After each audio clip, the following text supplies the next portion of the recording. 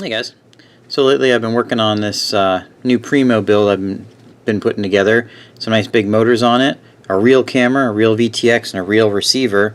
So subscribe if you want to see some more about that. I'm going to be putting out a video on that pretty soon. But today we got to put that aside because got a new toy. Got the new EMax Tinyhawk Freestyle. This is a pretty cool looking quad. It has the electronics and the camera of the Babyhawk RS, the latest Babyhawk, the 2S Babyhawk, but it's on a full carbon fiber frame, and it's got these nice 7000 kV 1103 motors with I think 1.5 millimeter prop shafts. I've just taken a brief look at it so far, and there's some things I like and some things I'm not thrilled about. The routing of the receiver antenna looks okay. It's nice that they have a nice big beefy battery strap on here. Batteries go up top. I'm going to need to put a silicon mat right here because of course the batteries are going to fall out otherwise. Motors look nice. I like that they don't have C-clips up at the top or the bottom of the shafts here, but they meet the bell, so there's not a weak spot there. Looks pretty well designed. Feel nice and strong. All the hardware looks nice. The frame feels nice and stiff. Of course, it has the same camera as the Babyhawk does, so that camera's going to have to go because these cameras, in my opinion, are junk. Some people are okay with them. I'm not. What I'm going to do, and there's going to be a second video about this quad, and what it's going to be is it's going to be me using props that aren't stock. I'm going to create a mount that mounts off these standoffs, and I'm going to put a Runcam Nano 2 camera on here, which will be a lot better than this camera. And then I'll probably be also switching over to the XT60 connector on here because I already have a bunch of 2S 450 batteries that I'll probably end up using for this, and I'll just be able to make an adapter if I want to use the ones that came with it. Motors are soldered onto the board, and I noticed this with the Babyhawk, that they had already put solder pads on this board, and so I'm guessing they've been planning on building this for a while. The VTX antenna is okay. I like how it's nice and tall and out of the way. They use a zip tie here to kind of reinforce it. I think it'll be alright. Normally when something's flapping around in the breeze like this, it can be a problem. It can get caught up in the props, but I think this is going to be fine. Other than that, it's kind of what you'd expect it to be. Downsides I see are, of this frame at least, are that because it's got a proprietary mounting pattern here, you're not going to be able to put, you know, like a 16 by 16 stack in here without some modifications. Other than that, it looks pretty good. Size-wise, it's very similar to something like the 2.5-inch Diatone here, but it's much, much lighter. Bring the scale out, and we're looking at 45 grams dry without a battery or anything on this one, and then like the Diatone, which is basically the same size quad, is 88 grams. So this is almost twice as heavy.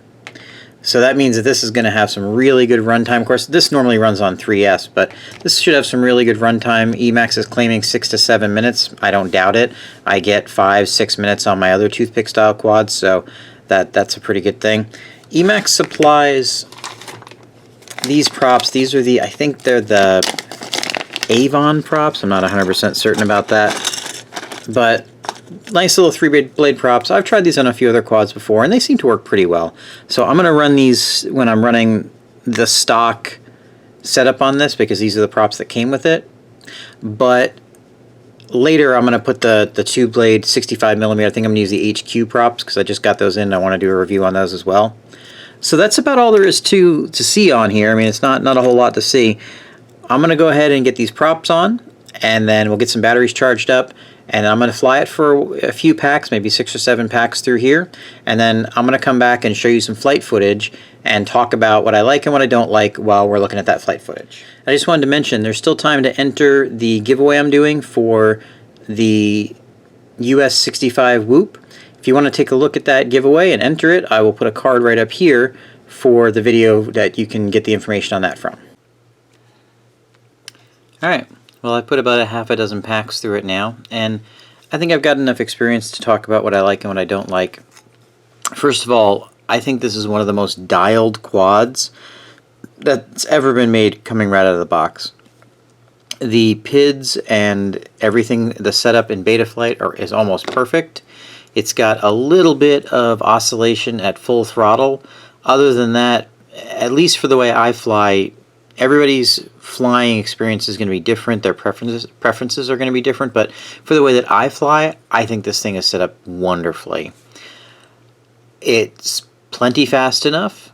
It gets really good battery life. I'm getting between 5 and 6 or 7 minutes depending on how I fly, if I fly really aggressively or if I'm just tootling around.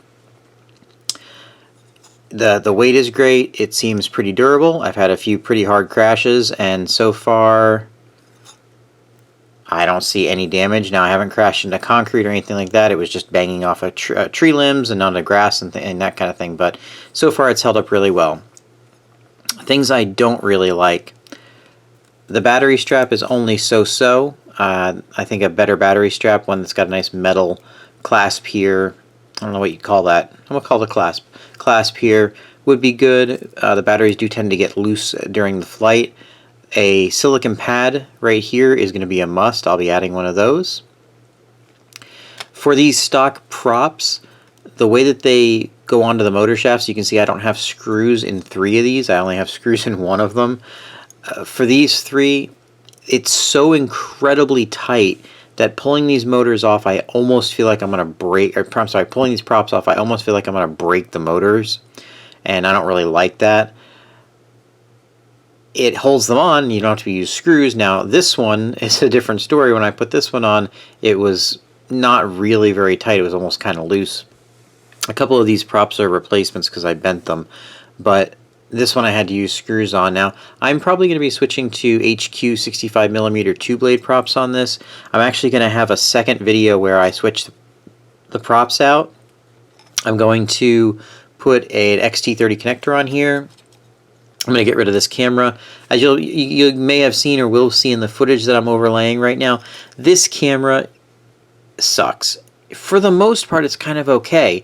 Where it lets itself down and is horrible in my opinion is when you go from a very bright condition to a dimmer condition. Say you're coming up and you aim toward the sun and then you roll over and you aim back towards the ground.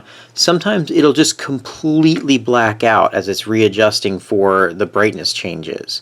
And I've had a couple of times with this quad where it has blacked out on me and I didn't know where I was, and it was like a couple of seconds of just sort of guessing what was going on and hoping I didn't smash into a tree and lose it while the image recovered. Now, that's not acceptable to me. I'm going to be putting a RunCam Nano 2 on here.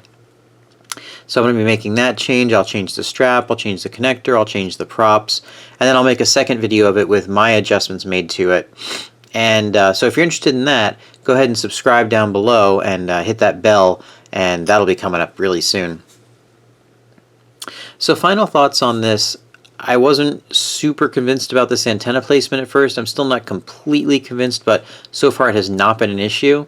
The receiver antenna has also not been an issue. You need to kind of make sure you pull it down a little bit before you go flying, because if it's up like this, obviously it's going to get chewed up. Other than that, you know, this is a great quad. If you take this quad out, even if it's your first quad or second quad, take it out of the box, charge up the batteries, and go fly. You're going to have fun with it. It's got plenty of performance, but it's also docile enough to where it's not going to be super intimidating. Oh, I'm also going to put a zip tie around this capacitor because it's just kind of flapping around. So that's going to be it for this review. If you have any questions or if you have any comments, let me know down in the comments down there. Let me know what is your favorite quad right now. What are you guys flying every day? And I appreciate you watching, and we'll talk to you soon.